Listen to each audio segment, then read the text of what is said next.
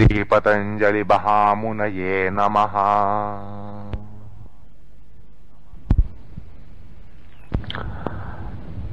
आपण असं पाहिलं की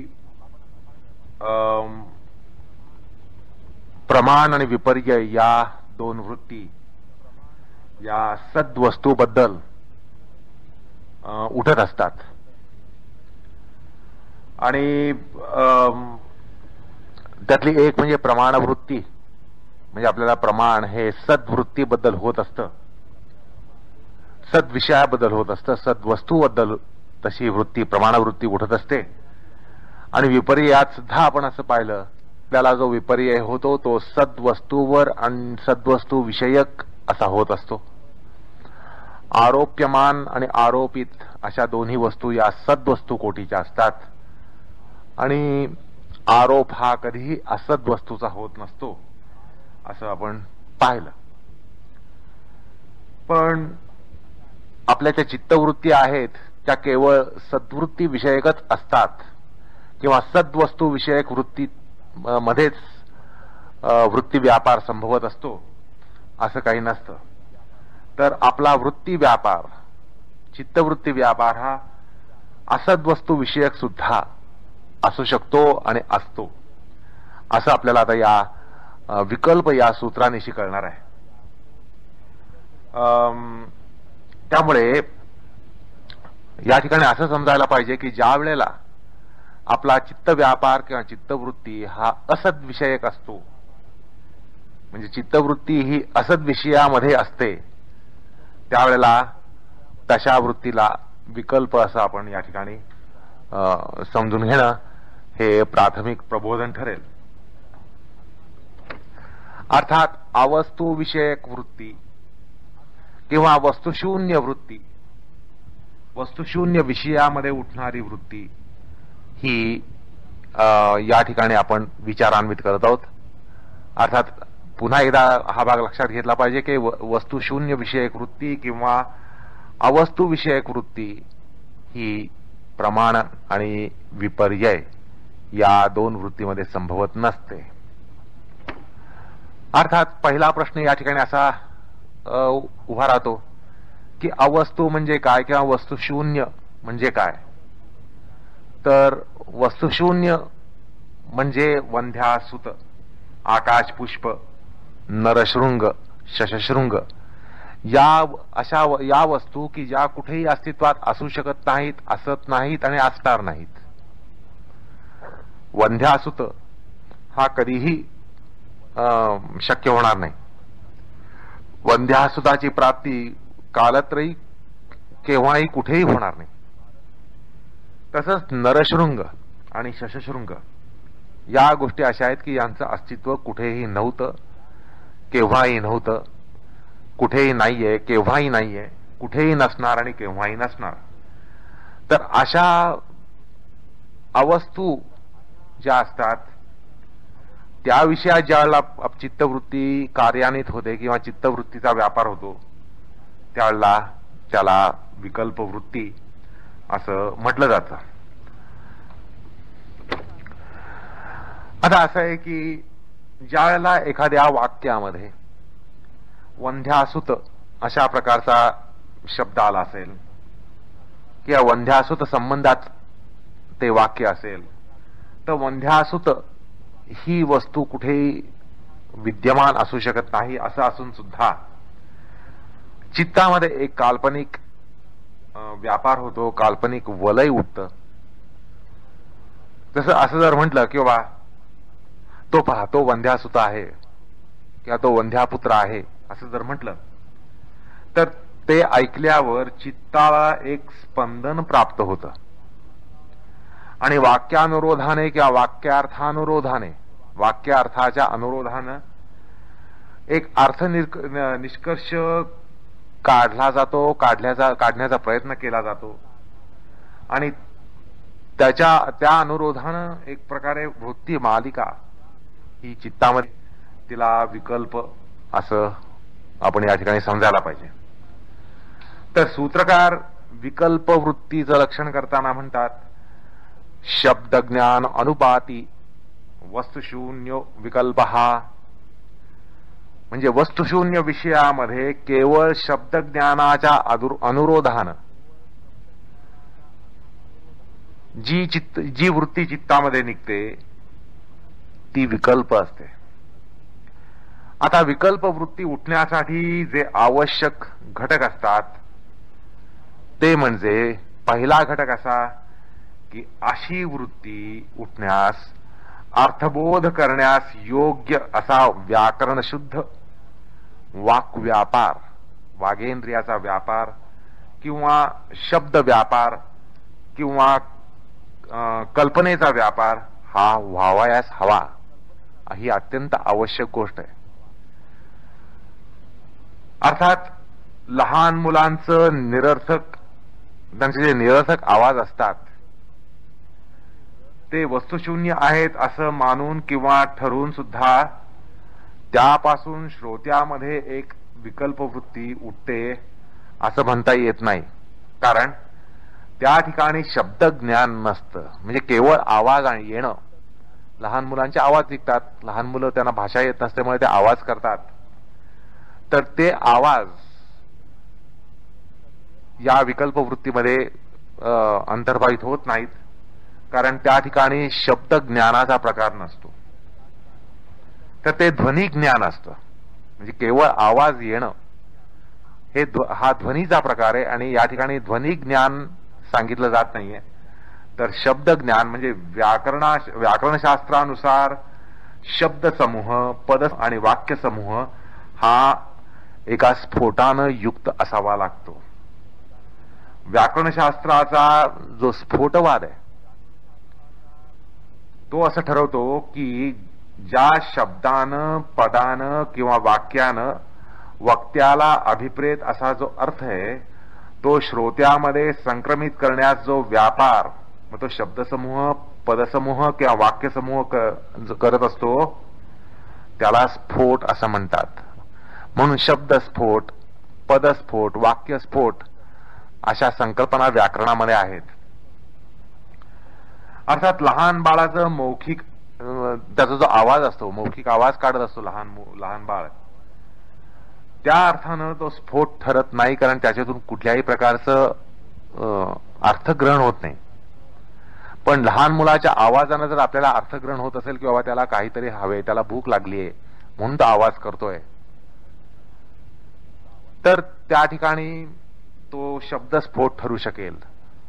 म्हणजे लहान मूल काय म्हणतंय हे जर आपल्याला तो भाषा जरी वापरत नसला तर त्याच्या आवाजावरून आपल्याला कळत असलं की याला हा कुठल्या तरी गोष्टीला हट्ट करतोय किंवा याला झोप आली आहे किंवा याला खायला पाहिजे किंवा याला दूध हवे, हे ज्यावेळेला आपल्याला यथार्थ जर ज्ञान होत असेल तर तो शब्दस्फोट ठरेल.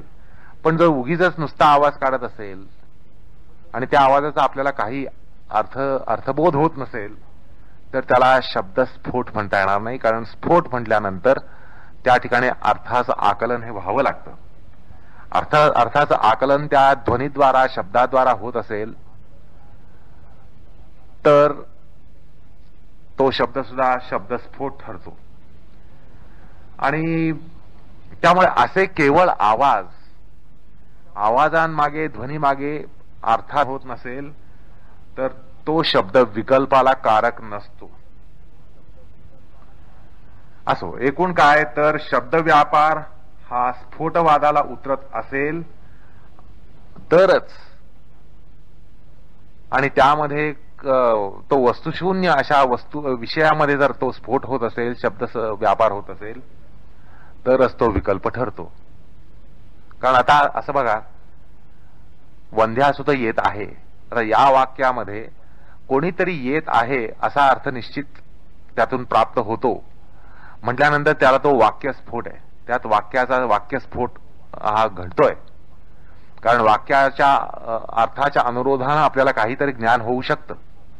पण तो वंध्यासुत येत आहे या गोष्टीमध्ये वस्तुशून्य असा वंध्यासुत येत आहे असं म्हटल्यानंतर तो विकल्प ठरतो. म्हणजे त्या ठिकाणी वाक्यस्फोट जरी होत असला तरी तो ज्यावेळेला वस्तुशून्य अशा विषयामध्ये असेल तेव्हाच त्याला विकल्प वृत्ती असं म्हटलं जातं.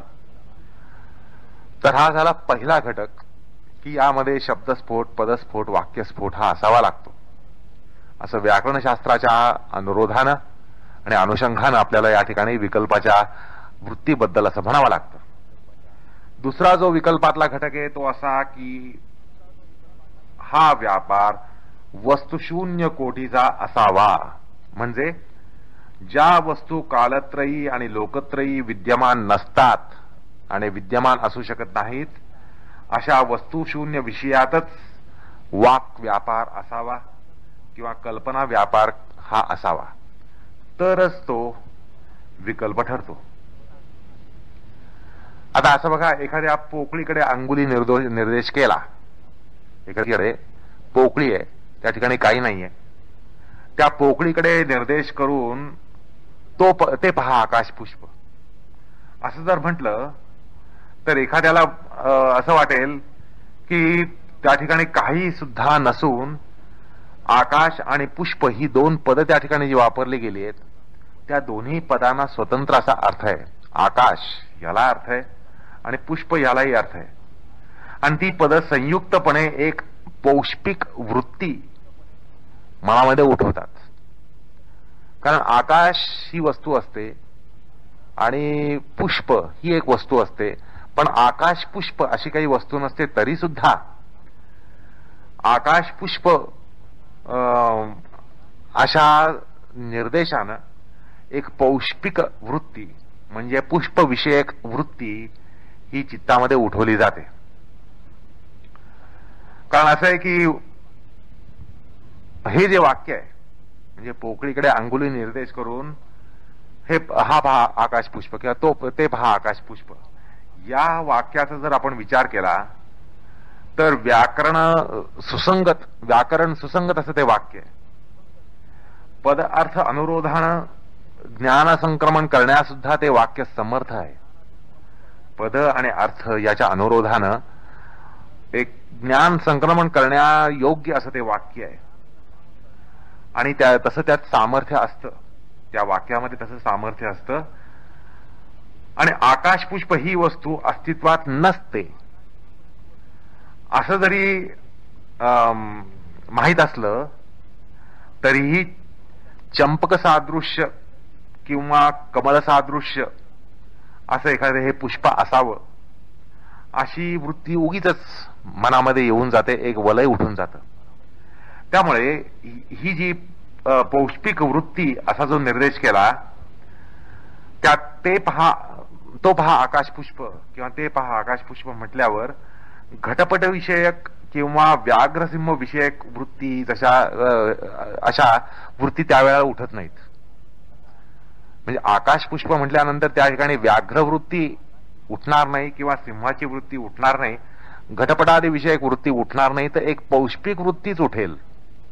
आता आकाश पुष्प हे पुष्प अस्तित्वात नसून सुद्धा वाक्याच्या अनुरोधानं एक वृत्ती उठते. ती वृत्ती पौष्पिक वृत्ती असते, ती प्राणिक वृत्ती नसते, एखाद्या पक्षाविषयी वृत्ती नसते किंवा घटपटादी विषयांमध्ये वृत्ती उठत नाही, तर ती पौष्पिक वृत्तीच असते. हे या ठिकाणी समजून घेतलं पाहिजे. आता याचं कारण असं की ती वृत्ती शब्दज्ञानानुरोधी असते. म्हणजे सूत्रातला जर तो शब्द निर्देश घेतला शब्दज्ञानानुपाती, तर या ठिकाणी शब्दज्ञानाच्या अनुरोधानं आपल्याला आकाश पुष्प म्हटल्यानंतर एक पौष्पिक वृत्ती उठते आणि व्याघ्रसिंह घटपटादी विषयात वृत्ती उठत नाही असं आपल्याला निश्चित म्हणता येतं. त्यामुळे ही वृत्ती जी उठते ती शब्दज्ञानानुपाती, शब्दज्ञानाचा अनुपात करणारी, शब्दज्ञानाला अनुसरणारी अशी वृत्ती असते असं या ठिकाणी निश्चित ठरतं.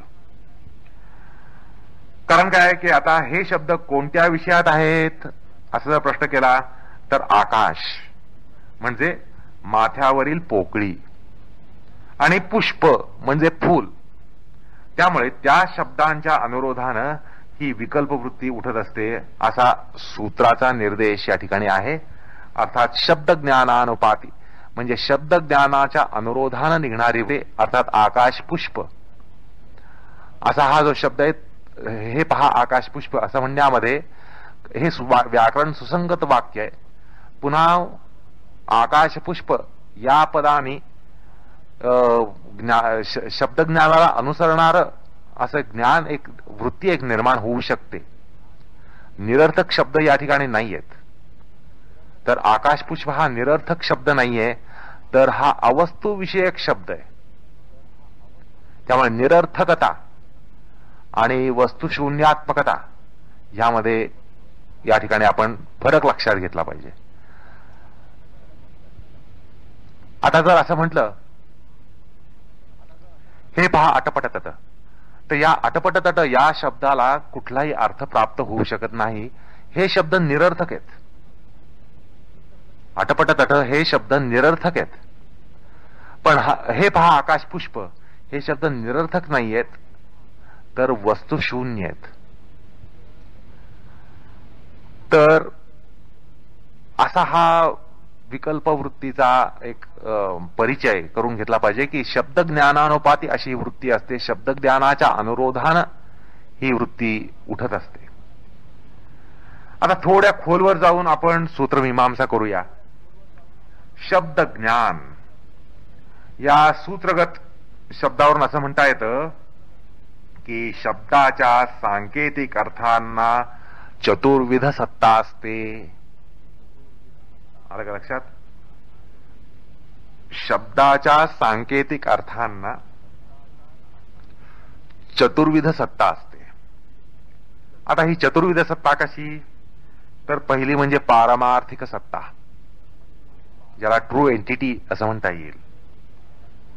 तर शब्द ज्या वस्तूचा संकेत करत असतील त्याला कदाचित पारमार्थिक सत्ता असू शकते, त्याला ट्रू एंटिटी असू शकते, किंवा शाक्तिक सत्ता म्हणजे पोटेन्शियल एंटिटी ही असू शकते, किंवा व्यावहारिक सत्ता म्हणजे प्रॅक्टिकल अँड ऍक्च्युअल एंटिटी म्हणजे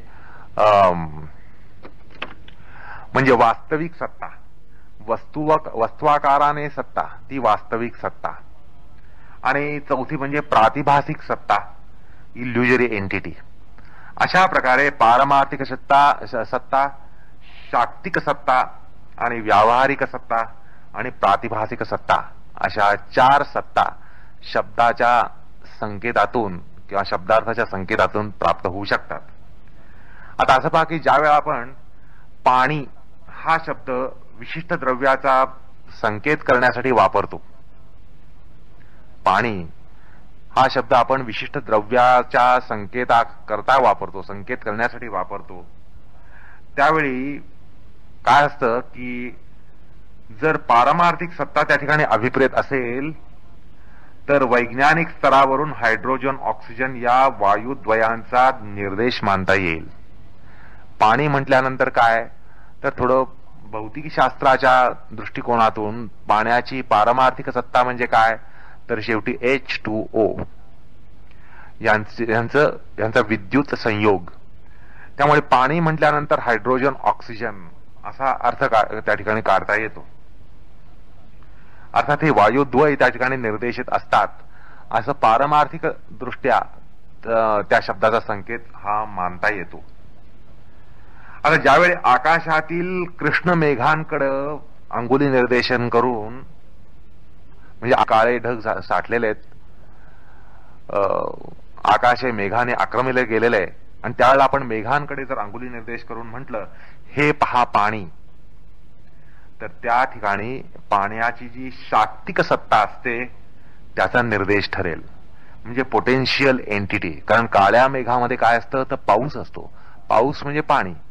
त्यामुळे त्या मेघांकडे बोट दाखवून आपण म्हणू शकतो ते पाणी आहे. आणि ते पाणी कशा प्रकारचं आहे तर ती शाक्तिक सत्ता आहे, पाण्याची शाक्तिक सत्ता आहे. त्यामुळे पाणी ह्या शब्दाचा संकेत त्या ठिकाणी जो होतो तो शाक्तिक सत्तेचा निर्देश करण्यासाठी होतो, म्हणजे पोटेन्शियल एंटिटी. कारण काळ्या ढगामध्ये पाणी हे पोटेन्शियली असतं, त्यामुळे तो शाक्तिक सत्तेचा निर्देश ठरेल. आता या ठिकाणी पारमार्थिक पाण्याचा आणि शाक्तिक पाण्याचा हा जो निर्देश आहे तो तृष्णा निराकरणार्थ किंवा अग्निशमनार्थ अजिबात उपयोगी नसतो. असं आहे की तृष्णा शमनार्थ आपल्याला जे पाणी लागतं किंवा अग्निशमनार्थ जे पाणी लागतं ते पाणी कुठे आहे असं जर विचारलं तर त्या ठिकाणी ढगांकडे बोट दाखवून किंवा हायड्रोजन ऑक्सिजनच्या सिलेंडरकडे बोट दाखवून त्याचा काहीच उपयोग होत नाही, त्याचा व्यवहार होऊ शकत नाही. त्यामुळे ही जी पारमार्थिक सत्ता आहे आणि ही जी शाक्तिक सत्ता आहे त्याचा निर्देश आपल्याला व्यवहारामध्ये म्हणजे तृष्णा निराकरणार्थ आणि अग्निशमनार्थ त्याचा काही उपयोग होत नाही. गंमत अशी आहे की अग्निशमनार्थ तुम्ही हायड्रोजन आणि ऑक्सिजन या सिलेंडरकडे निर्देश कराल तर अग्निशमन न होण्याऐवजी अग्निवर्धित होईल.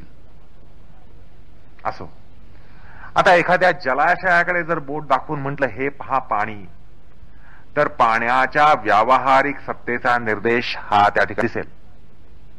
जलाशयाकडे अंगुली निर्देश करून एखादं तळ आहे, एखादा तलाव आहे, त्या तलावाकडे बोट दाखवून हे पहा पाणी असं जर म्हटलं तर त्या ठिकाणी पाण्याच्या व्यावहारिक सत्तेचा त्या ठिकाणी निर्देश झालेला दिसतो.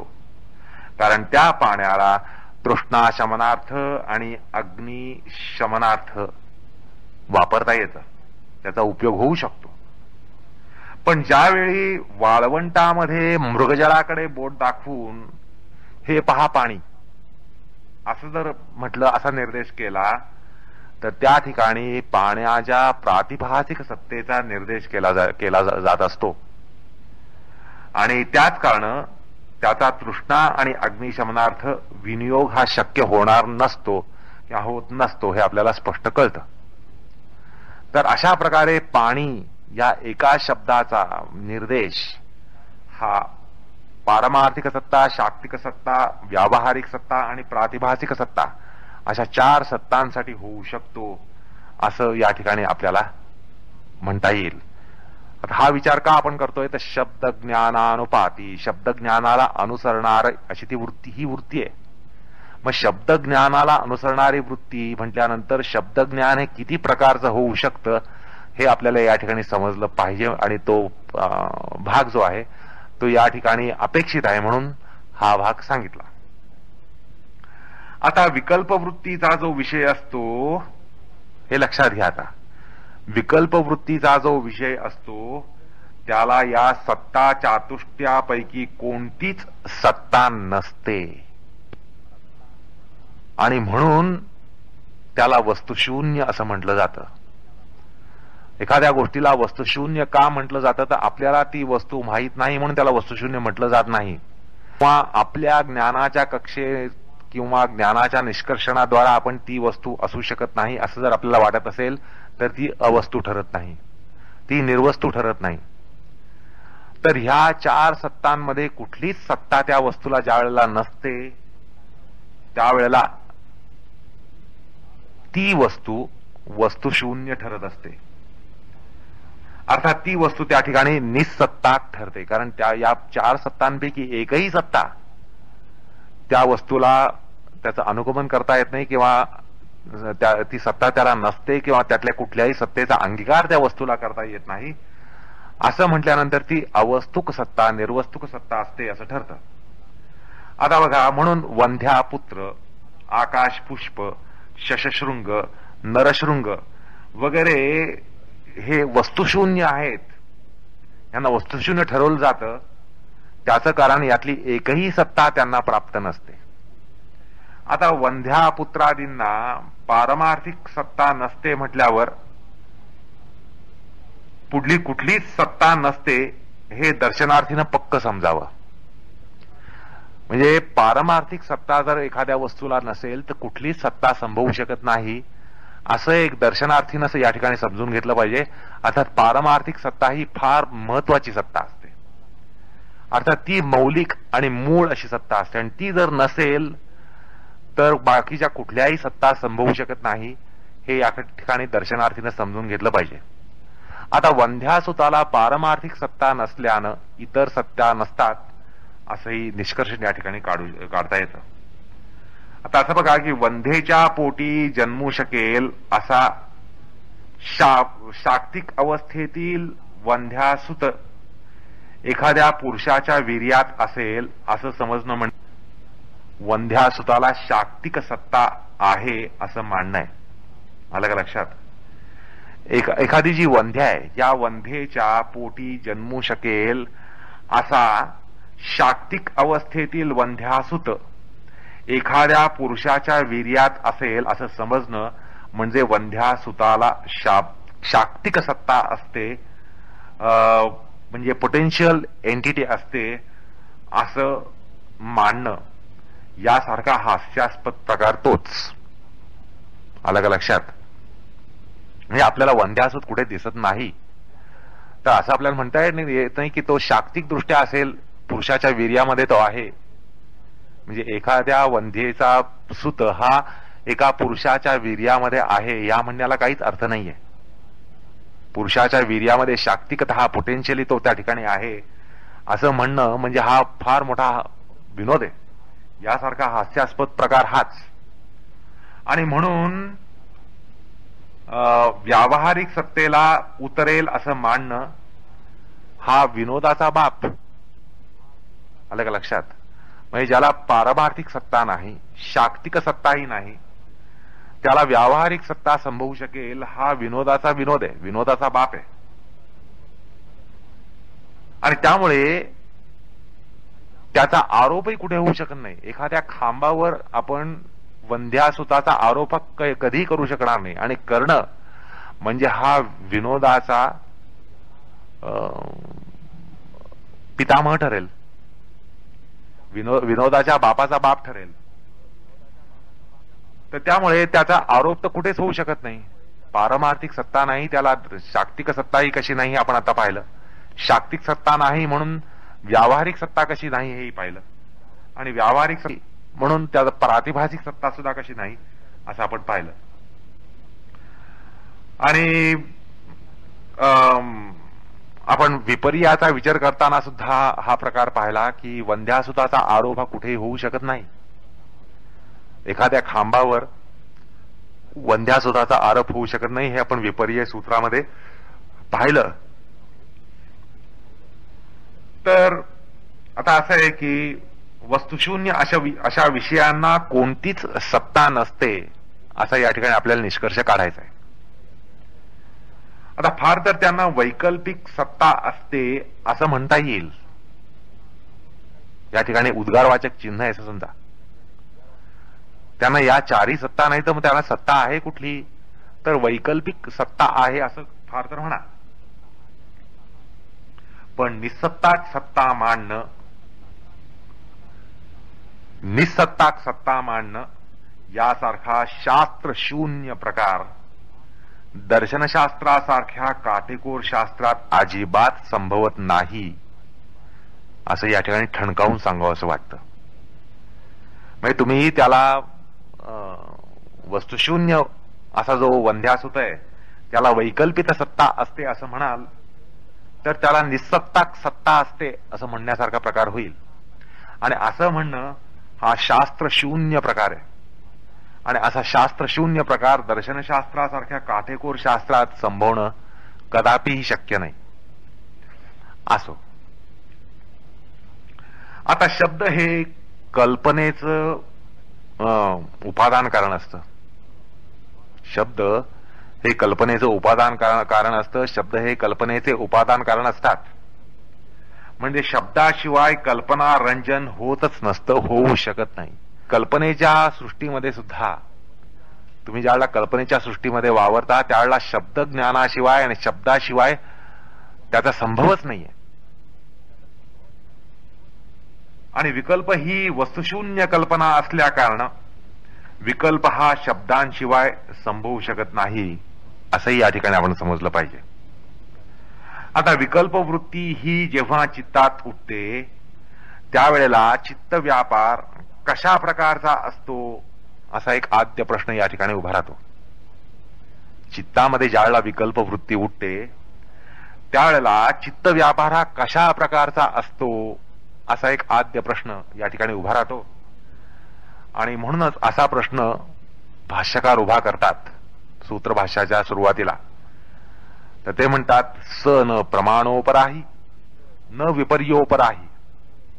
याचा अर्थ असा की विकल्प हा प्रमाण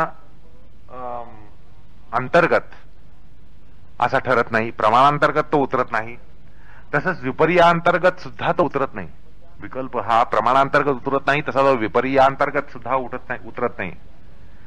समजा जर निर्वात पोकळीकडे बघून अंगुली निर्देश करून म्हटलं की तो पहा वंध्या पुत्र, तर संभवणारा वृत्ती व्यापार हा प्रमाण कोटीचा जसा नसतो तसाच तो विपर्यय कोटीचा सुद्धा नसतो.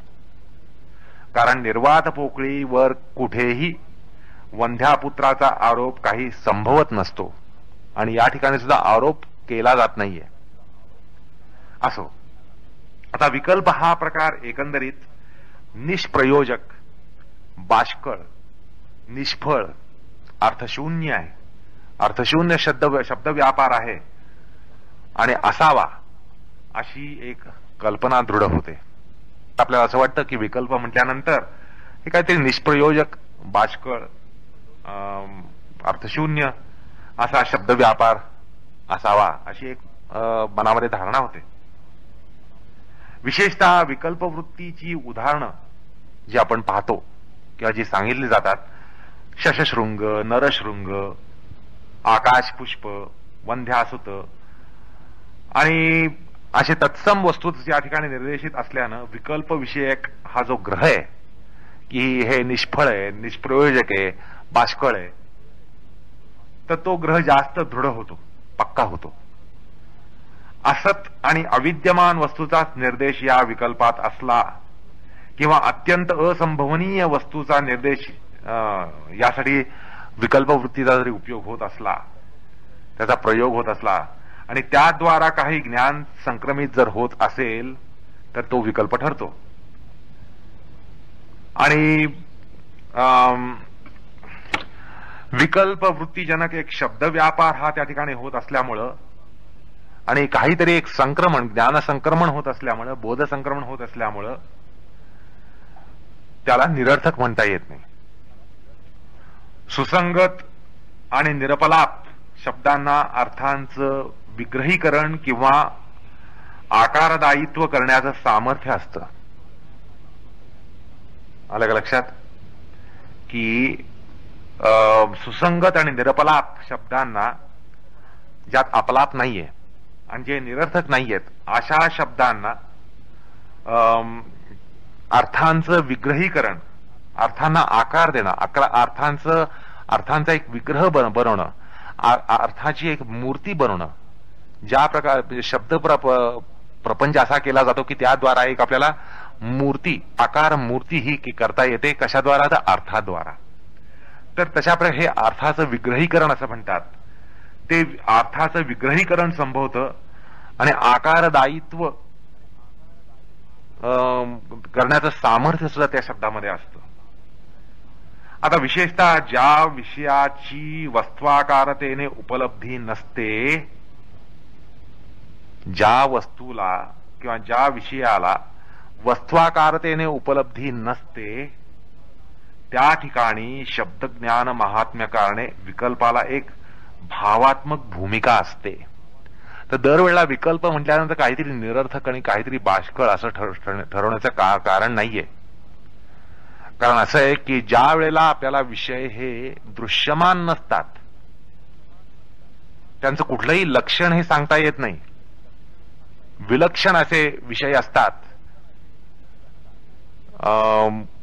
ज्ञानेंद्रियांना अग्राह्य असतात, बुद्धीनी एखादी मूर्त कल्पना मांडावी असं त्यांना कुठलंही लक्षण नसतं, आकार नसतो, अशा वेळेला शब्द व्यापार हा करावा लागतो. आणि शब्दज्ञान महात्म्य ह्याची आपल्याला प्रचिती त्यावेळेला येते की शब्दज्ञानाला महत्व किती आहे हे त्याच वेळेला आपल्याला पटतं. तर त्यामुळे केवळ वस्तुशून्य विषयातच विकल्प होतो अशी एक कल्पना मनाशी करून या विकल्प वृत्तीकडे सपत्न भावानं बघण्याचं काही कारण नाहीये. कारण विकल्पाला एक फार मोठं महत्व आहे. विकल्प वृत्तीला ते असं की ज्या वेळेला तुम्हाला एका विषयाचं ज्ञान द्यायचंय, तो विषय निराकार आहे आणि त्याला कुठलंही लक्षण नाहीये, कुठल्याही प्रकारे त्याच्याकडे निर्देश करता येत नाही, अनिर्वचनीय असा तो विषय आहे, त्याच्यातलं कुठल्याही प्रकारची वाच्यता करता येत नाही, अशा वेळेला आपल्याला त्या शाब्द ज्ञानावरच अवलंबून राहावं लागतं, कारण दिसत काही नसतं, कुठल्याही इंद्रियाद्वारा त्याचं ग्रहण होऊ शकत नसतं. आणि त्यावेळेला शब्द ज्ञान हे फार महत्वाचं ठरतं. आणि विकल्पाला हा एक भावात्मक त्याचं एक योगदान आहे, हे या ठिकाणी लक्षात येतं. विकल्पाला एक भावात्मक असं त्याचं योगदान आहे, ज्याला पॉझिटिव्ह रोल असं म्हणता येईल. म्हणजे प्रत्येक वेळेला वंद्यासुत आणि शशशृंग आणि नरशृंग आणि आकाशपुष्प अशा निरर्थक गोष्टीच विकल्पाद्वारा होतात असंही समजण्याचं या ठिकाणी कारण नाहीये. तर त्याला केवळ अभावात्मक त्याची कार्यात्मकता असते असं समजण्याचं कारण नाही, तर त्याला भावात्मक अशी भूमिका असते हे या ठिकाणी समजून घेतलं पाहिजे.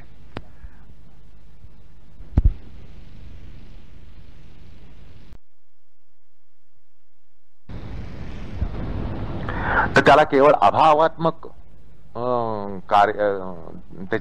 त्याची कार्यात्मकता असते असं समजण्याचं कारण नाही, तर त्याला भावात्मक अशी भूमिका असते हे या ठिकाणी समजून घेतलं पाहिजे. अर्थात विकल्प हा सर्वशः आणि सदोदित निरर्थक आणि अपलापी शब्द व्यापार नसतो हे या ठिकाणी आपण लक्षात घेतलं पाहिजे. की विकल्प म्हणजे नेहमी आपला निरर्थक आणि अपलापी शब्द व्यापार असतो असा काही अर्थ करून घ्यायचं कारण नाहीये. किंबहुना त्याला व्यावहारिक प्रयोजन सुद्धा असतं. आलं का लक्षात? त्याला व्यावहारिक प्रयोजन सुद्धा असतं. आता हा चमत्कारिक असा प्रकार निर्देशित करताना भाष्यकार म्हणतात, वस्तुशून्यत्वे अपि शब्द ज्ञान निबंधनो व्यवहारो दृश्यते. म्हणजे वास्तविक निर्वस्तुक विषयातील हा वृत्ती व्यापार असून सुद्धा शब्दज्ञान महिमे कारण शब्दज्ञानाला महिमा असल्यानं त्याचा व्यवहार दिसतो. आता हा विकल्प व्यवहार्य असतो या चमत्कारिक प्रकारावर प्रकाश टाकण्यासाठी भाष्यकार लगेचच एक उदाहरण देतात. त्या उदाहरणावरून विकल्पवृत्तीजनक शब्द संभार किंवा शब्द व्यापार हा निष्फळच असायला पाहिजे, निरर्थक असायला पाहिजे किंवा असतो, किंवा निष्प्रयोजन असतो, बाष्कळ असतो असं आपल्याला निश्चितच म्हणता येणार नाही. त्याला प्रयोजन असतं आणि तो निर्वस्तुक असला तरी सार्थक असतो. या ठिकाणी हे लक्षात घ्या, तो अवस्तुक किंवा निर्वस्तुक विषयामध्ये जर वृत्ती व्यापार असला तरी तो सार्थक असतो, तो निरर्थक नसतो. त्यामुळे विकल्प हा निर्वस्तुक जरी असला तरी निरर्थकच असायला पाहिजे किंवा असतो असा ग्रह करून घ्यायचं कारण नाहीये. तर या ठिकाणी आता सांगितल्याप्रमाणे भाष्यकार त्याचा व्यवहारामध्ये सुद्धा उपयोग होऊ शकतो असं आपल्याला दाखवून देणार आहेत. अर्थात हा विकल्प व्यवहार्य कसा किंवा विकल्पभूत शब्द व्यापार व्यवहार्य कसा, तर भाष्यकार म्हणतात, तद्यथा चैतन्यम पुरुषस्य लक्षणम. जसं असा व्यपदेश होतो, असा उपदेश होतो अध्यात्मामध्ये की चैतन्य हे पुरुषाचं लक्षण आहे. चैतन्य हे पुरुषाचं लक्षण आहे, अर्थात पुरुष म्हणजे आत्मा. चैतन्य हे आत्म्याचं लक्षण आहे असा व्यपदेश हा अध्यात्मामध्ये होतो. आता या व्यपदेशामध्ये हा जो व्यपदेश झाला, हा जो निर्देश झालाय, यामध्ये हा विकल्प आहे. आता ह्यात विकल्प कसा संभवतो हे समजण्यासाठी आपल्याला त्याचं विश्लेषण मांडायला पाहिजे. तुम्हाला यात विकल्प दिसणार नाही या वाक्यामध्ये की चैतन्य हे आत्म्याचं लक्षण आहे किंवा चैतन्य हे पुरुषाचं लक्षण आहे. या वाक्यामध्ये तुम्हाला विकल्प दिसणार नाही, पण जरा विश्लेषण मांडल्यावर तुम्हाला या ठिकाणी हा विकल्प कसा आहे हे लक्षात येईल. हा गमतीदार प्रकार असा की या पदसंघातामध्ये एक निश्चित ज्ञान संक्रमण होत आहे आणि निश्चित ज्ञान संक्रमण करणारा एक शब्द व्यापार आहे हे तर वादातीत आहे. याबद्दल अजिबात वाद नाही की ह्याच्यातून काहीतरी शब्द व्यापाराद्वारा ज्ञान संक्रमण होत आहे, कारण या वाक्याला एक सरळ आणि निस्संदिग्ध आणि स्पष्ट असा स्फुट अर्थ आहे. पण जर असं म्हटलं की जिवंतपणा हे सजीवत्वाचं लक्षण आहे, की जिवंतपणा हे सजीवत्वाचं लक्षण आहे किंवा ज्वलन हे अग्नीचं लक्षण आहे, तर त्यात विशेष्य आणि विशेषण हे एकच असतात. या व्यपदेशामध्ये, या वाक्यामध्ये विशेष्य आणि विशेषण हे एकच आहेत. आलं का लक्षात? जिवंतपणा हे सजीवत्वाचं लक्षण आहे या वाक्यामध्ये, किंवा ज्वलन हे अग्नीचं लक्षण आहे या वाक्यामध्ये विशेष्य विशेषण हे एकच आहेत. कारण जिवंतपणा हा सजीवत्वाचा आणि ज्वलन हा अग्नीचा शब्द पर्याय आहे. आलं का लक्षात? ज्वलन हा अग्नीचा पर्यायी शब्द आहे. जिवंतपणा हा सजीवत्वाचा पर्यायी शब्द आहे. पण आपल्याला काय वाटतं की एक विशेषण आहे आणि दुसरा विशेष्य आहे असं आपल्याला वाटतं. पण उष्णता हे अग्नीचं लक्षण आहे किंवा जाज्वल्य हे जिवंतपणाचं लक्षण आहे, अशा विशेष्य विशेषण युक्त पदामध्ये आपल्याला जेवढी सुसंगतता दिसते तितकीच सुसंगतता चैतन्य हे पुरुषाचं लक्षण आहे किंवा ज्वलन हे अग्नीचं लक्षण आहे या व्यपदेशात होते. पण या दोन वाक्यांमध्ये फार फरक आहे. एकात विशेष्य विशेषण असे दोन गोष्टी दिसतात की जाज्वल्य हे सजीवत्वाचं लक्षण आहे आणि उष्णता हे अग्नीचं लक्षण आहे. कारण उष्णता हे विशेषण आहे, अग्नी हे नाम आहे. तसंच जाज्वल्य हे विशेषण आहे आणि जिवंतपणा किंवा सजीवत्व हे त्या ठिकाणी नाम आहे. त्यामुळे या दोन वाक्यांमध्ये आपल्याला एकाच श्रेणीची सुसंगतता वाटते. दोन्ही वाक्य ही एकाच प्रकाराने सुसंगत आहेत असं आपल्याला वाटतं, पण खरा प्रकार तसा नाहीये. कारण एका वाक्यामध्ये विशेषण विशेष्य यात काहीच फरक नाही, केवळ पर्यायी नामं वापरली आहेत. आता अजून थोडंसं सोपं उदाहरण देतो. पाणी हे जलाचं लक्षण आहे असं जर म्हटलं तर काय काय वाटतंय तुम्हाला? पाणी हे जलाचं लक्षण आहे. किंवा विष्णुदत्त, या विष्णुदत्ताचा जाडेपणा ह्याच्यामुळे तो ढोल्या दिसतो. विष्णुदत्ताचा जो जाडेपणा आहे त्याच्यामुळे तो ढोल्या दिसतो. हा विकल्प आहे. कारण या ठिकाणी शब्द पर्याय केवळ वापरले गेलेत. तर आता जे तुम्हाला आपण व्यासांचं उदाहरण पाहिलं, आपण जे तुम्हाला इथे या ठिकाणी सांगितलं की तद्यथा चैतन्यम पुरुषस्य लक्षणम, तर चैतन्य आणि पुरुष ही केवळ नामांतर आहेत. आत्म्याला पुरुष म्हटलं काय, आत्म्याला चैतन्य म्हटलं काय, ही केवळ नामांतर आहेत. पण असा अध्यात्मामध्ये व्यपदेश होतो आणि खरा म्हणजे हा व्यपदेश विकल्प असतो. आता हा निरर्थक आहे का? हा व्यपदेश सार्थकी पडणार नाही का? तो सार्थकी पडणार नाही असं आपल्याला निश्चितच म्हणता येत नाही. अत्यंत तो सार्थकी पडतो असं म्हणावं लागतं. कारण अध्यात्मातला हा महत्वाचा निर्देश आहे, महत्वाचा व्यपदेश आहे.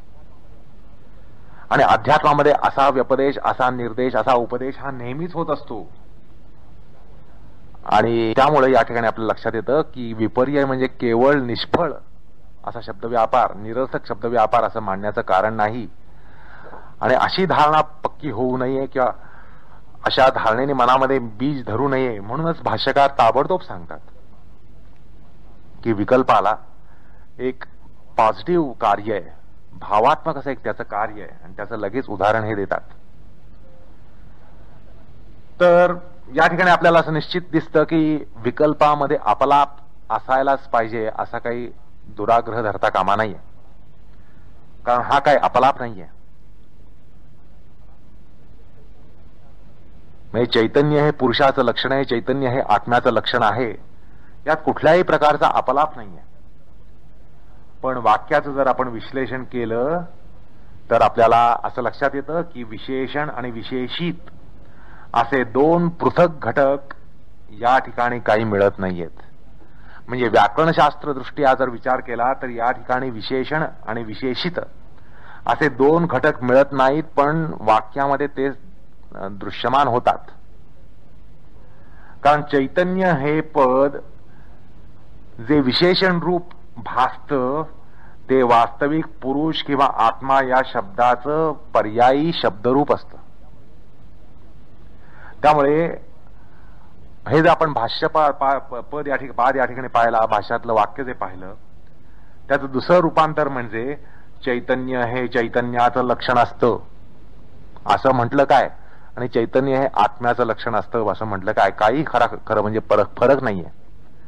पण तुम्हाला असं जर म्हटलं की चैतन्य हे चैतन्याचं लक्षण असतं तर तुम्हाला ते खटकेल. असं जर म्हटलं चैतन्य हे चैतन्याचं लक्षण असतं असं जर म्हटलं तर ते तुम्हाला विसंगत वाटेल. पण तेच जर चैतन्य हे आत्म्याचं लक्षण असतं तर तुम्हाला ते सुसंगत वाटेल. आता या ठिकाणी तुम्हाला लक्षात येईल की चैतन्य हे आत्म्याचं लक्षण आहे ह्याच्यात खऱ्या अर्थाने काय सांगितलंय, तर चैतन्य हे चैतन्याचं लक्षण आहे असंच सांगितलंय. आता ते विसंगत असून सुद्धा सुसंगत वाटतं की नाही, तर असा हा एक विकल्पाचा प्रकार असतो. आता भाष्यगत पदयोजनेतून आत्मा म्हणजे चैतन्य याच्या विषयात यथार्थ ज्ञान आणि त्या ज्ञानाचं संक्रमण, यथार्थ ज्ञानाचं संक्रमण फार यशस्वीरित्या होत असतं असं आपल्याला मान्य करावं लागतं. ज्यावेळेला असा व्यपदेश होतो, असा उपदेश होतो चैतन्य हे आत्म्याचं लक्षण आहे, तर हा व्यपदेश हा उपदेश अत्यंत सार्थकी लागतो आणि ते ज्ञानसंक्रमण अत्यंत यशस्वीरित्या केलं जातं. आणि अशा शब्द व्यापारातून किंवा व्यपदेशातून जे ज्ञान संक्रमण होत असतं त्यालाच विकल्प असं म्हणतात.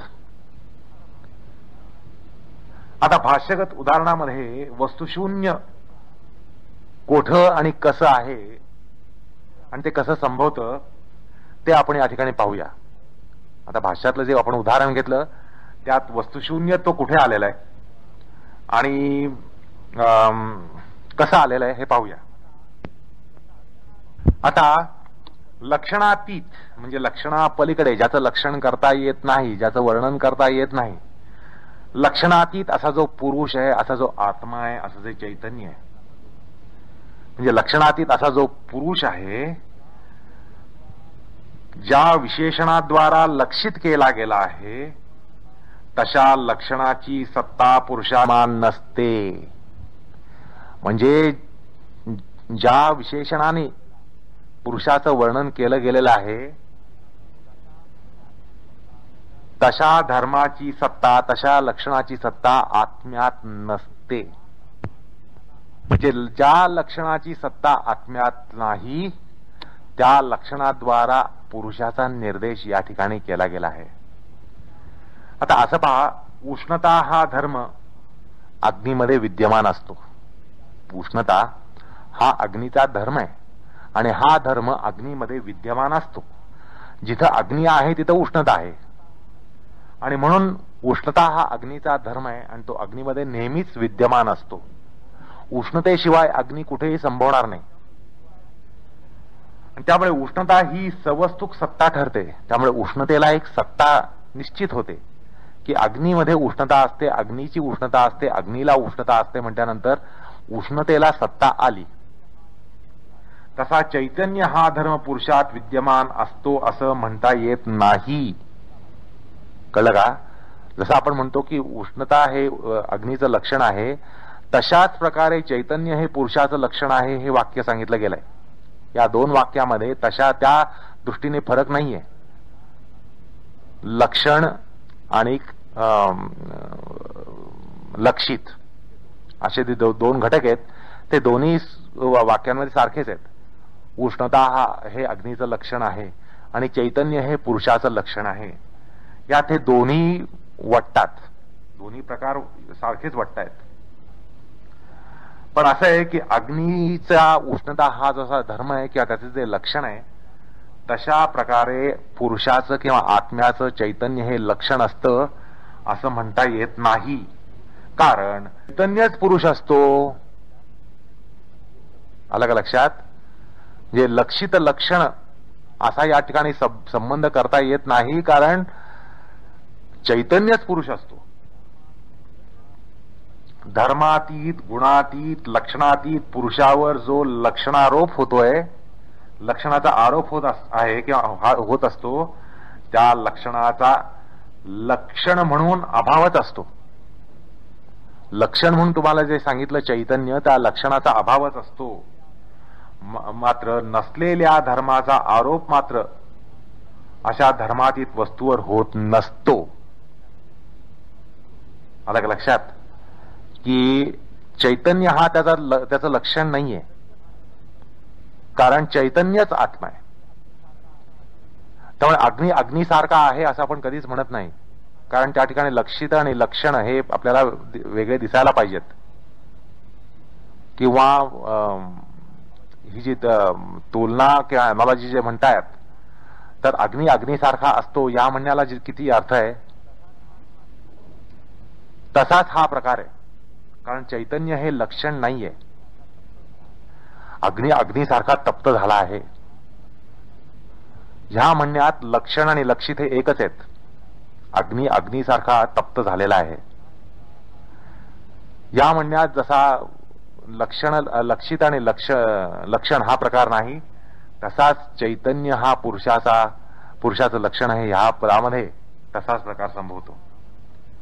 पण नसलेल्या धर्माचा आरोप मात्र या ठिकाणी होत नाहीये, कारण ही धर्मातीत वस्तू आहे. असंही बघा, नाही तर तुम्ही असं म्हणाल ठीक आहे, मग या पुरुषाला चैतन्यरूप धर्मच नाही आणि नसलेल्या धर्माचा आरोप त्याच्यावर होतोय असं म्हणू. तसंही तुम्हाला म्हणता येत नाही, कारण आत्मतत्व तत्व हे धर्मातीत आहे. म्हणजे चैतन्य हे आत्म्याचं लक्षण आहे असं म्हटल्यावर नसलेला चैतन्य धर्म हा आत्म्यावर सांगितला असं तुम्ही निष्कर्ष काढू पाहाल तर तो बरोबर नाहीये, कारण पुरुष हा धर्मातीत आहे. त्यामुळे नसलेल्या धर्माचा आरोप त्या ठिकाणी होत नाहीये, हे लक्षात घेतलं पाहिजे. त्यामुळे चैतन्य हे लक्षणतः विद्यमान नसताना पुरुषावर चैतन्य लक्षणाचा व्यपदेश होण्यानं त्याला लाक्षणिक सत्ता नसते आणि म्हणूनच तो विकल्प ठरतो. आलं का लक्षात? असा हा एकूण प्रकार आहे. आता हे जे वरील विश्लेषण आपण मांडलं, तर त्याचं विश्लेषण मांडताना भाष्यकार म्हणतात, यदा चितिरेव पुरुषः तदा किम अत्र केन व्यपदिश्यते. यदा चितिरेव पुरुषः तदा किम अत्र केन व्यपदिश्यते.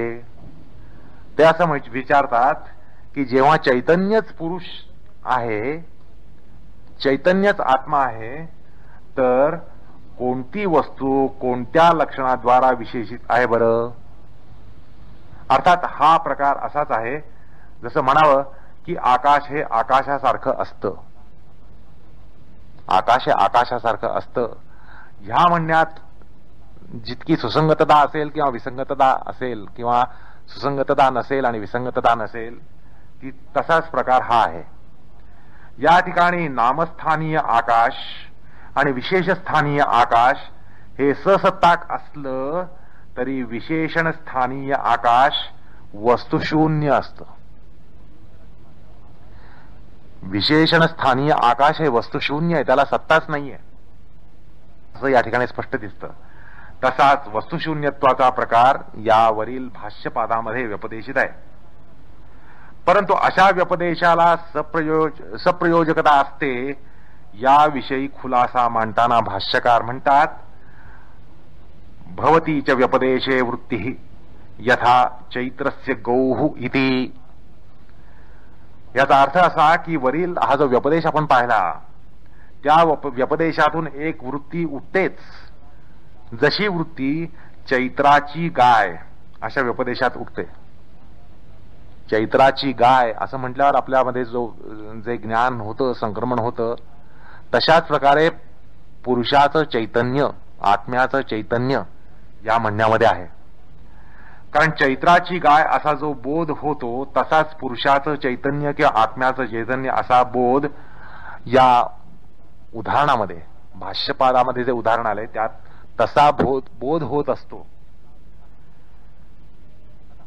असो, आता अतीत भौतिकी शास्त्रानुसार पुरुष हा निष्क्रिय आकर्ता असतो.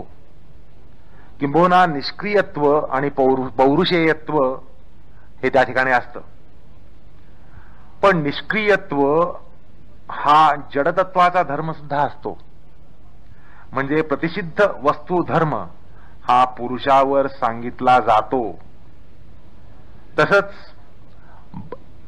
धनुष्याचा बाण जो असतो त्या बाणाला स्वगत गती नसली, स्वतःची अशी गती नसली तरी बाण सुटला, बाण थांबला, असे व्यपदेश होतात. अशा प्रकारचं उदाहरण भाष्यकार देतात की बाण सुटला. आता बाण सुटला काय, बाणाला स्वतःची गती नाहीये, किंवा बाण थांबला. आता ज्याला गतीच नाही त्याने थांबण्याचा नाही. पण आपण तसा व्यपदेश करतो, तसा निर्देश करतो, तसं वर्णन करतो आणि तसे व्यपदेश होतातच. अशा व्यपदेशातून एक व्यवहार्य ज्ञान सुद्धा होत असतं. अरे बाबा बाण सुटला म्हटल्यानंतर तू तत्पर राहा, बाण थांबला आता तू निष्काळजी राहा, असं त्या ठिकाणी आपण अर्थबोध करून घेऊ शकतो. किंवा बाण थांबला आता म्हणजे तो आपल्याला येऊन भिडणार नाही हे आता निश्चित झालं. किंवा बाण सुटला अशा शब्दानं अरे बाबा केव्हाही तो आता इथं येऊन पोहोचेल आणि आपल्याला विदीर्ण करेल, तत्पर राहा किंवा बचाव करून घे. आणि तसा आपल्याला त्याचा उपयोग होतो, त्या व्यपदेशाचा तसा उपयोग होतो. आणि व्यवहार्य ज्ञान सुद्धा आपल्याला या विकल्पामध्ये मिळतं. अशा प्रकारचं गमतीदार उदाहरण भाष्यकार देतात. ते म्हणतात तथा प्रतिषिद्ध वस्तू धर्म निष्क्रिय पुरुष तिष्ठति बाण स्थास्यति स्थिति इति गती निवृत्तो धात्व्यर्थ मात्र गम्यते. म्हणजे प्रतिषिद्ध वस्तुधर्माचा म्हणजे वस्तुधर्माशिवाय असा धर्मातीत जो आहे तो पुरुष तो निष्क्रिय आहे असा व्यपदेश होतो. पुरुष आकर्ता आहे असा निर्देश अध्यात्मामध्ये होतो असं आपण समजून होतो. आणि तसंच बाण स्थित आहे असाही व्यपदेश आपण व्यवहारामध्ये करतो. आता बाण स्थित होईल, बाण स्थित होतो या व्यपदेशामध्ये बाणाला स्वगत क्रिया नसूनही स्था या धातूला एक स्थिती असा अर्थ असल्यानं तदनुषंगानं अर्थगमन होत असतं. म्हणजे त्यातला जो स्थितीमधला स्था हा धातू आहे त्या धातूच्या अर्थानं, धातूच्या अर्थाच्या अनुषंगानं आपल्याला एक अर्थ प्राप्त होतो की बाण थांबतो, बाण थांबणार, बाण थांबला वगैरे वगैरे. आणि त्यामुळे असा व्यपदेश सार्थकीच ठरतो. तसंच या आत्म्याला उत्पत्ती नाही असा अभावरूप धर्माचा व्यपदेश सुद्धा पुरुषाच्या संदर्भात होत असतो. असं अध्यात्मात सांगितलं जातं की आत्म्याला उत्पत्ती नाही, म्हणजे उत्पत्ती धर्माने विरहित असा आत्मा आहे अशा प्रकारचा उपदेश हा अध्यात्मामध्ये होत असतो. आता अभाव हा धर्मच पुरुषामध्ये संभवत नसल्यानं, पुरुषामध्ये अभाव हा धर्मच संभवत नसल्यानं तशा अर्थाचं वक्तव्य हे सार्थक आणि यथार्थ असूनही विकल्प ठरतं. म्हणजे हा जो उपदेश झाला की आत्म्याला उत्पत्ती नाही असा जो शास्त्रामध्ये उपदेश आहे, उपनिषदामध्ये उपदेश आहे, तो उपदेश सार्थकी जरी असला, यथार्थ असं जरी वक्तव्य जरी असलं तरी तो विकल्प प्रकार आहे, विकल्परूप प्रकार आहे, विकल्प वृत्तीचा प्रकार आहे. आणि म्हणून ते उदाहरण सुद्धा देतात. तथा अनुत्पत्ती धर्मा पुरुष इति उत्पत्ती धर्मस्य अभाव मात्रम अवगम्यते न पुरुषन्वयी धर्म. ते म्हणतात की तसंच उत्पत्ती रहित हा जो आत्मा आहे, उत्पत्ती रहित जो पुरुष आहे असा त्याचा व्यपदेश होतो की हा आत्मा उत्पत्ती रहित आहे, पुरुष उत्पत्ती रहित आहे. तर या ठिकाणी उत्पत्ती धर्माचा अभाव बोधित होतो. आपल्याला असं लक्षात येतं की या पुरुषामध्ये, आत्म्यामध्ये, चैतन्यामध्ये उत्पत्ती धर्माचा अभाव आहे. चैतन्यामध्ये उत्पत्ती धर्माचा अभाव आहे असं आपल्याला या व्यब्ध ज्ञान प्राप्त होतं. पण हा अभाव तर पुरुषात राहणारा धर्मच नाहीये. हा जो उत्पत्ती धर्माचा अभाव आहे तो त्याच्यामध्ये नसतोच, पुरुषामध्ये नसतोच. त्या अर्थानं हा व्यपदेश हा विकल्पच ठरतो. आता शेवटी उपसंहारात्मक निर्णय करताना भाष्यकार म्हणतात, तस्मात विकल्पित सधर्मस्तेन च अस्ति व्यवहार इति. तस्मात विकल्पितः सधर्मस्तेन च अस्ति व्यवहार इति. ते म्हणतात त्यामुळं पुरुषात अभावरूपी धर्माची कल्पित वृत्तीच असते आणि या कल्पित धर्मानं व्यवहार सुद्धा होतो. अशा प्रकारे विकल्प वृत्तीबद्दल चमत्कारिक विलक्षण, खऱ्या अर्थाने विलक्षण असं वर्णन आणि त्याबद्दल ज्ञान हे भाष्यकार आपल्याला देतात, अर्थात योगशास्त्र आपल्याला देतं. असो, आता विकल्प वृत्ती ही आपल्याला या ठिकाणी असं पटवून दिलेलं आहे की हे केवळ निरर्थक नाहीये, बाष्कळ नाहीये, तर ह्याचा व्यवहार सुद्धा होतो, ह्याचा व्यवहार्य असा उपयोग आहे. परमार्थात तर त्याला पर्यायच नाहीये. कारण पारमार्थिक उपदेश, आध्यात्मिक उपदेश, आत्मविषयक उपदेश, विशेषतः आत्म्याविषयी कुठलंही वर्णन हे विकल्पाद्वाराच करावं लागतं. आणि त्यामुळे अध्यात्मामध्ये विकल्पाला केवढं महत्व आहे हे या ठिकाणी लक्षात येतं. म्हणजे आत्म्याचं वर्णन हे शब्दातीत आत्म्याचं ज्ञान जर करून द्यायचं असेल तर त्या शब्दमाध्यमाद्वाराच करून द्यावं लागतं. आणि म्हणूनच विकल्पाद्वाराच तो व्यपदेश होत असतो, तो उपदेश होत असतो. आता बघा, आत्म्याचा निर्देश किंवा आत्म्याचा उपदेश शास्त्रामध्ये होतो, अध्यात्मामध्ये होतो. त्याला काय सांगितलं जातं? हा अदीर्घ आहे, अरस्व आहे. आता जो दीर्घ आहे तो रस्व कसा असेल, किंवा जो रस्व आहे तो दीर्घ कसा असेल, किंवा तो दीर्घही नाही रस्वही नाही. आता जी वस्तू दीर्घ नाही ती रस्व असायला पाहिजे, पण अशी वस्तू कुठली की जी दीर्घही नाही रस्वही नाही, दीर्घही आहे रस्वही आहे. अणोन रणीयान महतो मह्यान, अणुपेक्षा अणु आणि महतापेक्षा महत, किंवा अणु आहे अणु नाही, महत आहे महत नाही. अशा प्रकारे आत्म्याचं विलक्षण वर्णन आपल्याला उपनिषदामधनं प्राप्त होतं. आणि हे सगळे विकल्पाचेच प्रकार आहेत. कारण जी वस्तू ऱ्हस्व नाही ती दीर्घ पाहिजे, जी दीर्घ नाही ती ऱ्हस्व पाहिजे. पण या उपनिषद काय सांगतात की दीर्घही नाही ऱ्हस्वही नाही, दीर्घही आहे ऱ्हस्वही आहे, अणुही नाही महतही नाही, अणुही आहे महतही आहे. अशा प्रकारचं हे सगळं वर्णन, आत्म्याचं जे वर्णन उपनिषदामधनं होतं, अध्यात्मामध्ये होतं, त्यात विकल्पाला पर्याय नसतो. याच्यावरून विकल्प महात्म्य हे आपल्याला सहज पडतं. असो, आता विकल्प ही जी वृत्ती आहे ती क्लिष्टही असू शकते, अक्लिष्टही असू शकते, असं योगशास्त्र आपल्याला सांगून जातं.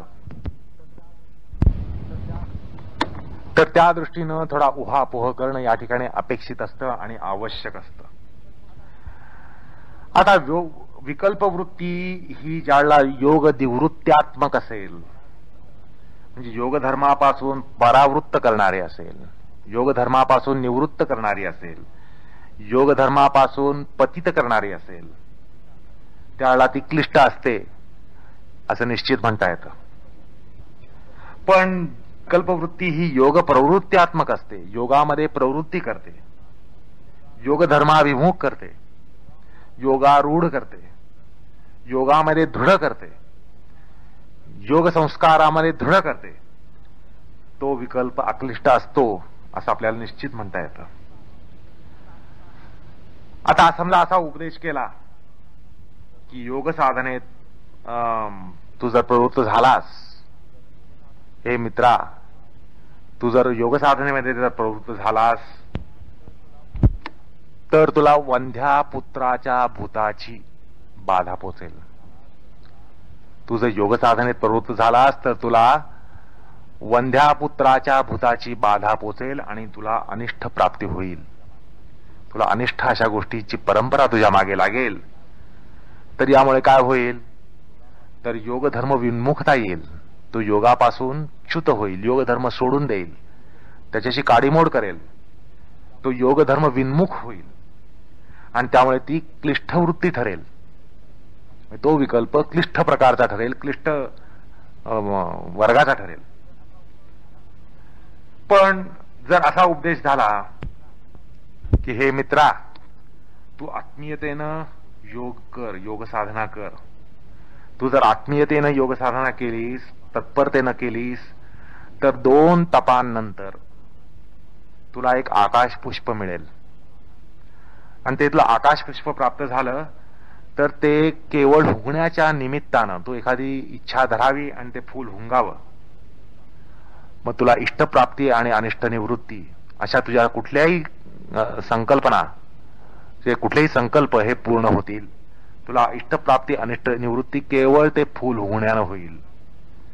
आणि असा उपदेश केल्यामुळं तो जर योगाभिमुख झाला, योग साधनेत तत्पर झाला, तर त्याला अक्लिष्ट वृत्ती म्हणता येईल. कारण आकाश पुष्प ही वस्तू कधीच त्याला प्राप्त होणार नाही. पण तशी त्याला लालूच दाखवल्यामुळे कदाचित तो योग साधनेमध्ये तत्पर होईल आणि तत्पर होता होता त्याला यथार्थ ज्ञान प्राप्त होईल. आणि योग साधना अंगी पडल्यामुळं आणि योगाचं महात्म्य त्याला त्या बुद्धीला त्या ठिकाणी पटल्यामुळं तो योग साधनेमध्ये तत्पर होईल. आणि त्याला पुढे ज्ञान होईल की आपण योग साधनेमध्ये रुजू झालो, याचं कारण एक विकल्प होतं असं जरी कळलं तरी योग साधना सोडून देण्याच्या भूमीमध्ये तो नसेल आणि त्याचं आध्यात्मिक मार्गक्रमण हे होत राहील. तर ही अक्लिष्ट वृत्ती असू शकेल, ही विकल्प ही अक्लिष्ट वृत्ती होऊ शकेल. अशा प्रकारे विकल्प या वृत्तीचा आपण या ठिकाणी साधक बाधक विचार केलेला आहे. आणि तसा विचार झाल्यानंतर अर्थातच आपण आता पुढल्या निद्रा या वृत्तीकडे जाऊ शकतो. तर आता आपण निद्रा या वृत्तीकडे वळूया. तर निद्रा या पदानं किंवा संकल्पनेनं या ठिकाणी पहिल्या प्रथम असं सांगावं असं वाटतं की ही वृत्ती केवळ सुषुप्ती परकच मानू नये. म्हणजे झोप, निद्रा म्हणजे झोप असा प्रसिद्ध अर्थ असल्यानं ही चित्तवृत्ती किंवा निद्रावृत्ती ही सुषुप्ती परक आहे किंवा झोपेवर आहे, झोपेपरक आहे असं मानू नये असं सुरुवातीला सांगावं असं वाटतं. अर्थात निद्रावृत्ती ही व्यापक संकल्पना या ठिकाणी आहे आणि त्यात सुषुप्ती ही अंतर्भूत असते एवढं या ठिकाणी लक्षात घेतलं पाहिजे. सर्वसामान्यपणे निद्रा या पदाचा प्रसिद्धार्थ सुषुप्तीपरक केला जातो आणि म्हणूनच मी त्याशी म्हटलं की तो त्याचा प्रसिद्धार्थ आहे. आणि तसं असल्यानं सूत्राचा अर्थ फार मर्यादित आणि संकुचित मीमांसेत मांडला जातो. जर तुम्ही निद्रा म्हणजे सुषुप्ती असं जर म्हटलं तर सूत्रार्थाला फार मोठी मर्यादा या ठिकाणी येईल. सूत्रार्थ मीमांसेला फार मोठी मर्यादा पडेल. त्यामुळे सूत्राच्या आशयावर फार मोठा अन्याय होईल. म्हणजे सूत्रकारांना निद्रा म्हणजे जे काही सांगायचं आहे त्यावर फार मोठा अन्याय होईल. कारण तुम्ही केवळ सुषुप्तीपरक हे सूत्र जर ओढाल तर मागाशी सांगितल्याप्रमाणे ती मीमांसा फार संकुचित होईल आणि अर्थात पर्यायानं सूत्राच्या आशयावर फार मोठा अन्याय होईल. आता निद्रा ही वृत्ती स्वप्नविरहित अशा सुषुप्तीपरक आहे असा अल्पार्थ करून घेऊ नये, तसा पूर्वग्रह करून घेऊ नये. तो अल्पार्थ ठरणार आहे. आता प्राकृत टीकाकार तर सूत्रगत अभाव प्रत्यय या पदानं प्रत्ययांचा अभाव असा करून सूत्र स्वप्नविरहित सुषुप्तीपरक आहे असा दृढ करून घेतात. आणि तो एकांगी आणि अपर्याप्त आणि मर्यादित ठरल्यानं विश्लेषण सुद्धा अपर्याप्त, मर्यादित आणि एकांगी होतं. जर बऱ्याच टीकाकारांनी निद्रा म्हणजे सुषुप्ती, स्वप्नविरहित सुषुप्ती असा अर्थ करून या ठिकाणी त्याचं विश्लेषण मांडलेलं आहे आणि ते विश्लेषण त्यामुळे एकांगी ठरलेलं आहे, अपर्याप्त ठरलेलं आहे आणि मर्यादित ठरलेलं आहे. त्यामुळे या सूत्राकडे वळण्यापूर्वी अभ्यासकाला असं सांगावंसं वाटतं की आगामी जे निद्राविषयक सूत्र आहे, निद्रावृत्तीपर जे सूत्र आहे ते सुषुप्तीपरकच आहे असा ग्रह करून घेऊ नये, असा पूर्वग्रह करून घेऊ नये. तर सूत्रार्थ हा फार व्यापक आहे, हे या ठिकाणी आपण लक्षात घेतलं पाहिजे. आता हे सूत्र सुषुप्तीपरकच आहे असं मानण्यानं योगशास्त्राच्या चित्तवृत्ती मीमांसेमध्ये काही त्रुटी संभवतात. समजा क्षणभर असं मानलं की नाही, निद्रा म्हणजे सुषुप्तीच मानली पाहिजे, असं जर आपण म्हटलं तर वृत्ती मीमांसेमध्ये म्हणजे योगदर्शनामध्ये जी वृत्ती मीमांसा संभवली आहे त्यामध्ये फार त्रुटी संभवतील. आणि त्या त्रुटी कशा प्रकारच्या, तर या एकूण चित्तवृत्तीमध्ये स्वप्नवृत्ती गणित झालेली नाहीये, दिवा स्वप्नाचा प्रकार परिगणित झालेला नाहीये, मूर्छा अशासारख्या ज्या अवस्था आहेत त्या परिगणित झालेल्या नाहीयेत, असा दोष स्वीकारावा लागतो. आणि या अवस्थांचं परीक्षण या वृत्ती मीमांसेत झालं नाही असंही या ठिकाणी आरोप करून जाता येतं. पण माणसाच्या मनोव्यापारांचा बहुवांश हा स्वप्न आणि दिवा स्वप्न यानेच व्याप्त असतो. यावर थोडंसं जर अनुसंधान दिलं तर काय बघा लक्षात येईल, असं आहे की माणसाचा जीवनाचा बहुतांशी काळ हा एकतर स्वप्नामध्ये जातो किंवा दिवा स्वप्नामध्ये जात असतो. कारण असं आहे की झोपेचं विश्लेषण आज जे मनोविज्ञान करून जातं त्यात असं सांगितलं जातं की स्वप्नविरहित झोपेचा काळ हा फार थोडासा असतो. आपल्या झोपेत बराच काळ हा स्वप्नावस्थेत जात असतो.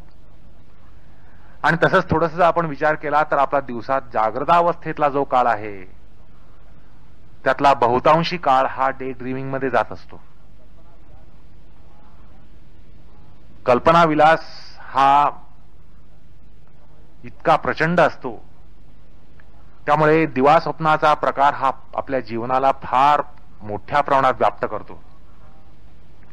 त्यामुळे वृत्तींची मीमांसा, या दोन वृत्तींची मीमांसा राहून जाणं, शिल्लक राहणं, न होणं हा अक्षम्य प्रमाद ठरतो. म्हणजे तुम्ही वृत्ती मीमांसा करायला निघालेले जर या महत्वाच्या वृत्तींची मीमांसाच केली नाही की ज्यामध्ये जीवनाचा बहुतांशी काळ हा स्वप्नवृत्तीत किंवा दिवा स्वप्नवृत्तीत जात असतो, त्याची तुम्ही जर गणनाच केली नाही तर हा मोठा प्रमाद आहे असा आरोप आपल्याला स्वीकारावा लागतो. आणि अर्थात असा प्रमाद चित्तवृत्ती शास्त्री किंवा मानसशास्त्री किंवा योगशास्त्री यांच्याकडनं होणं याची शक्यता नसतेच. तर या ठिकाणी ध्वनीत हेच आहे की आगामी सूत्रातून सुषुप्ती, स्वप्न, दिवास्वप्न, बेशुद्धी आणि मूर्छा आणि तत्सम प्रकार, बेसावधपणा, या सगळ्या ह्याच्यात परिगणित आहेत, या सगळ्या व्याप्त आहेत. त्या सूत्रामध्ये अत्यंत त्रोटक शब्दामध्ये अत्यंत काटेकोर पण अशा प्रकारची व्याख्या केली गेलेली आहे. ती व्याख्या इतकी व्यापक आहे की त्याच्यामध्ये सुषुप्ती, स्वप्न, दिवास्वप्न, मूर्छा, बेशुद्धी, बेसावधपणा या सगळ्यांची परिगणना झालेली आहे. अशा प्रकारे त्यांनी त्याचं लक्षण केलेलं आहे. अर्थात दर्शनशास्त्र आणि मानसशास्त्र यामधील विलक्षण हा चमत्कार आहे. या सूत्राचा अभ्यास करताना आपल्याला लक्षात येईल की दर्शनशास्त्रामध्ये आणि मानसशास्त्रामध्ये हा मोठा चमत्कार आहे. असो, तर आगामी निद्राविषयक सूत्र हे सुषुप्तीपरकच असतं असं एक क्षणभर मानलं की बाबा निद्रा म्हणजे सुषुप्तीच सांगायची आहे, तर अत्यंत सोप्या शब्दामध्ये सूत्रकारांना सांगता आलं असतं. जाग्रत स्वप्न विरहित किंवा अतिरिक्त अविरल सुषुप्ती अशा अर्थाने एखादं सूत्र त्या ठिकाणी टाकता आलं असतं की अशा प्रकारची वृत्ती निद्रा वृत्ती असते. जाग्रत स्वप्न विरहित किंवा अविरल जी सुषुप्ती ती निद्रा, असं एक सोपं सूत्र टाकता आलं असतं. अशा अर्थाचं सूत्र टाकता आलं असतं आणि सौलभ्य साधता आलं असतं. पण सूत्रकारांना प्रस्तुत सूत्रामध्ये केवळ स्वप्नविरहित निद्राच लक्षित करायची नाहीये आणि त्यासहित चित्ताच्या इतर काही अवस्था किंवा चित्ताचे इतर काही व्यापार सुद्धा त्या ठिकाणी त्यांची परिगणना करायची आहे. आणि म्हणूनच ते व्याख्या जास्त व्यापक आणि थोडी क्लिष्ट अवघड अशी करतात. अर्थात व्यापक करणं हे आवश्यक असल्यानं त्यांना या सगळ्या अवस्थांना त्यात परिगणित करायचं असल्यानं ती व्याख्या थोडी बोजड शब्दात त्यांना करावी लागलेली आहे. आता चित्ताच्या अवस्थेतील मनोवैज्ञानिक लक्षणाचं असं एक शब्दांकन केलं आहे की त्याद्वारा सुषुप्तीसहित मनोविज्ञानतः तत्सम अवस्था सुद्धा अंतर्भूत होतील. आणि अशा एका कारणामुळं त्यांनी सुषुप्तीचं थोडंसं बोजड असं लक्षण केलंय आणि त्या कारणानं ते सुषुप्तीचं लक्षण करताना म्हणतात अभाव प्रत्यय आलंबना वृत्ती निद्रा. अर्थात अभाव ज्याचं कारण असतं अशा आश्रयाचं आलंबन घेणारी वृत्ती म्हणजे निद्रा. आहे की नाही अवघड सूत्र? थोडासा द्राविडी प्राणायाम आहे की नाही? म्हणजे झोपेसारखी सोपी गोष्ट सांगण्यासाठी हा द्राविडी प्राणायाम केला आहे असं म्हणता येतं की नाही?